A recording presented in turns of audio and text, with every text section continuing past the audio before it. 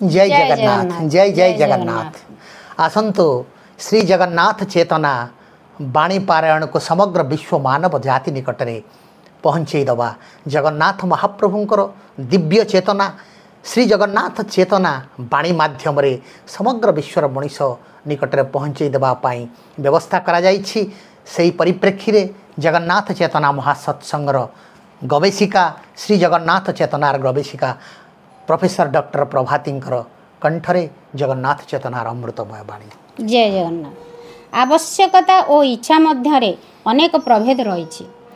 सांसारिक इच्छा को कामना बासना तृष्णा आशा इत्यादि कहती, किंतु परमात्मा को पाइबा को इच्छा को आवश्यकता कहती।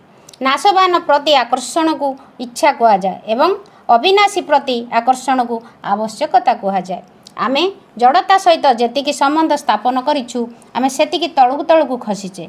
जेते धन संपत्ति मिल जाऊ, जेते वैभव मिल जाऊ, जेते भोग मिल जाऊ, एपरिकी अनंत ब्रह्मांड मिल जाऊ, तथापि समस्त इच्छा कदापि पूर्ण हो पारिबो नाही। किंतु कौनसी जिनिस पाइबार इच्छा बा आसक्ति न रहिले आवश्यकता निश्चित रूपे पूर्ण हो जिवो। एही आवश्यकता हेउची परमात्मा प्राप्ति। आवश्यकता को कदापि न भूली सर्वदा हृदय रे जागृत रखिबा उचित। सोइबा खाद्य ग्रहण करिबा समस्त कर्म करिबा भितरे आवश्यकता को भूलंतु नाही। मझिरे मझिरे अन्यान्य इच्छा जागृत हेबो, किंतु ना ना कही सबुटा को मना कर दियंतु। परमात्मा प्रभु जगन्नाथ सबुआडे विद्यमान। तांकु पाइबार विलंब हेबार एकमात्र कारण हैला आमर तांकु पाइबार प्रबल इच्छा नाही। एही इच्छा शक्ति जेतेबेले प्रखर हेबो केही तुमको अटकाई पारिबे नाही सेही परम ब्रह्म पुरुषोत्तम प्रभु जगन्नाथंगटारे मिसिबाकू। तेणु मनरे से भली दृढ़ संकल्प सहित तांकु पाइबार जिद धरंतु, निश्चित से तुमको मिलिबे। जय जगन्नाथ। जगन्नाथ चेतना जो अमृतमय ए बाणी रे सारस्वत सिद्धांत हैला प्रभु जगन्नाथ तांको दिव्य चेतना रे कहउछन्ते, रे मनीष तुमको संसारिक रिपु मान को सांसारिक कर्म को तुम जेमती आपणार करी धरिच सेमती मोते गोटे नियारा भावनी।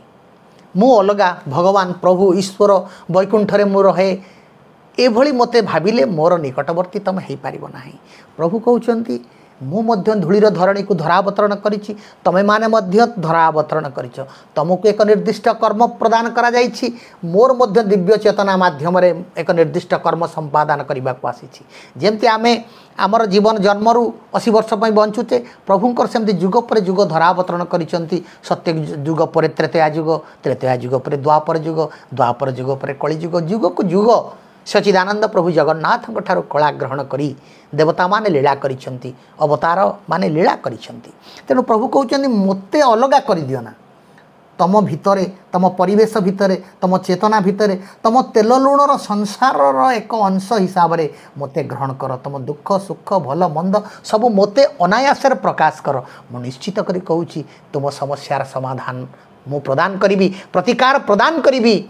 एक कंटकित संसार भितरे तुमको अवहेलित हवा को हब नाही, तुमको हारी जीवा को हेब नाही। यदि जगन्नाथ को धरिची जे जगतर नाथ बड़ ठाकुर को धरिची से पुणी हारी जीव कोठी किए अछि ताको हरैबा पाई। तेणु रे मनीष तमे आलोक आड़ को पछ करी अंधार अंधार चित्कार कले प्रभु को दर्शन करि पारिबो नाही। सचिदानंदकर दिव्य ज्योति को आधार करी से आलोक आड़ को आगे चल, सचिदानंद आड़ को आगे चल। ये पवित्र बाणी रे प्रभु एक कथा कहते। द्वितीय बाणी होची भगवान को श्रद्धार सहित सुख देवार भाव को रति कहती। क्या रति कहती? रति भक्त भगवान के भितर हुए ताको प्रीति कहती, प्रेम कहती। जोठी प्रेम न थाए सेठी भक्ति आसीबो नाही। सबुठारु श्रेष्ठ होची प्रेम। प्रेम को आज आमे विभिन्न प्रकारांतरे विभिन्न भाव रे आमे तर्जमा करूचे, किंतु प्रेम अत्यंत चिरंतन आ शाश्वत आ मने रखिबा हेबो। यदि प्रेम न होला सेठी विश्वास आसीबनी, यदि विश्वास न होला सेठी भरोसा आसेनी, यदि भरोसा न आसिला सेठी समर्पण आसीबनी, यदि समर्पण न होला सेठी ज्ञान आसीबनी, यदि ज्ञान न होला सेठी प्रेम हेबो नाही। तेणु प्रकारांतर कहबा कोले प्रेमरू ईश्वर प्राप्ति। तेणु ईश्वर प्राप्ति हवा को हेले प्रथमे प्रेम आरंभ करने को पड़ो। ताकू प्रीति कहते, रति कहती। ये रति मुख्यतः 4 प्रकार: दास्य, सांख्य, वात्सल्य और माधुर्य। एथिरु कौनसी गोटे पूर्णतार पहुँची गले अन्य समस्त आपे आपे परिपूर्ण हो जाती।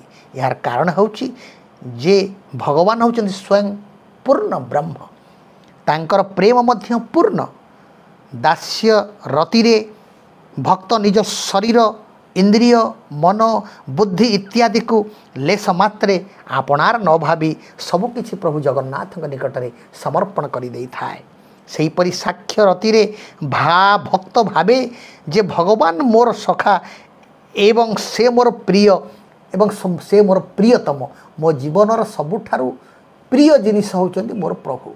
कारण प्रभु मते जन्म देइचंती, प्रभु मते संसार को आनिचंती, प्रभु मते पाठ पढ़ाइचंती, तांको दयारु मो मनीष होईची, तांको दयारु ए विश्वर सेवार नियोजित होई पारिची। तेणु एई भावरे भक्त भावे सख्य भावरे से प्रभु को निजर प्रियतम सखा हिसाब से भाविकी निजर सबू किछि मन में ग्रहण कर दी थाए। एथिरे संकोच भाव रहे नहीं, कारण एथिरे भगवान के प्रति समास्कंद भाव रही थाए। किंतु वात्सल्य रतिरे भक्तर एपरी भाव थाए जे मो भगवानकर माता पिता बा गुरु एवं प्रभु मोर पुत्र अथवा शिष्य, तेणु तांकर लालन पालन मंडन वर्धन रक्षणाबेक्षण मध्य मोर दायित्व बोली बहु यह भावी थांती। माधुर्य रतिरे भक्त भगवान ऐश्वर्य को भूली जाए, तेणु भक्त भगवान एकाकार होकर निज निज सहित घनिष्ठता आत्मीयता अनुभव करती। परस्पर भितरे भक्त आ भगवान माधुर्यता भितरे निजर आंतरिकता को निजर अंतर गभीरतमता को अनुभव करिथांती। यही सबू रतिर पूर्णांग होता है भक्त भगवान मिलन रे। यही सबू रतिर पूर्ण परिप्रकाश होता है भक्त एवं भगवान मिलन रे। भक्त जेपरी चाहि रही था तार भगवान को पाइबा पाई भगवान मध्य अनुरूप अपेक्षा करी रही थांती। मोर भक्त केतेबेले मो पाखक आसीबो, मोर भक्त केतेबेले मते डाकिबो, मोर भक्त केतेबेले मो पाखरे आसी पहुँचबो, भगवान सर्वत्र सबु बेले अपेक्षा करी रही थांती। कारण भगवान सर्वत्र विद्यमान रहुथिले मध्य भक्तर व्याकुलता नथिले से दृश्यमान होती नहीं। आमे जानिछे God is omnipresent omnipotent omniscient. प्रभु सबु जगार विद्यमान, सबु भाव प्रभु विद्यमान, किंतु जदि आकुलता नथिबो, समर्पण भाव नथिबो, प्रभु को पाइबार जदि प्रबल उच्छ्वास नथिबो, प्रबल जिज्ञासा नथिबो, ताहले प्रभु केबे देखा दियंते नाही।